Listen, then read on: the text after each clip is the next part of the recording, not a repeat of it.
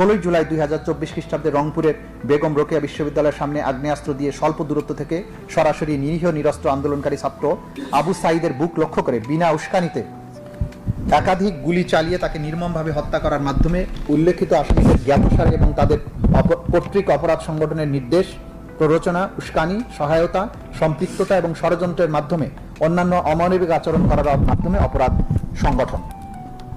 ঘটনাস্থল গণভবন, বেগম রোকেয়া বিশ্ববিদ্যালয়, রংপুরের 1 নং গেটের সামনে, ঢাকা রংপুর মহাসড়ক এবং আশেপাশের এলাকা। ঘটনার তারিখ 14 জুলাই 2024 থেকে 16 জুলাই 2024 তারিখ পর্যন্ত। অপরাধের ধরন মার্ডার এবং মৃত্যুর প্রকৃত কারণ গোপন করার উদ্দেশ্যে সুরতহাল রিপোর্টে মিথ্যা তথ্য সংযোজন করা, পোস্টমর্টেম রিপোর্ট বারবার পরিবর্তন করা, মিথ্যা বর্ণনায় মামলা দায়ের করার মাধ্যমে অন্যান্য অমানবিক আচরণ করার অপরাধসমূহ সংগঠনের নির্দেশ, প্ররোচনা, উস্কানি, সহায়তা, সম্পৃক্ততা, ইন্টারন্যাশনাল ক্রাইমস ট্রাইব্যুনাল অ্যাক্ট 1973 এর 32A GH 41423 ধারার মানবতা বিরোধী অপরাধ সংগঠন, যা একই আইনের 20-2 এবং 20-A ধারায় শাস্তিযোগ্য।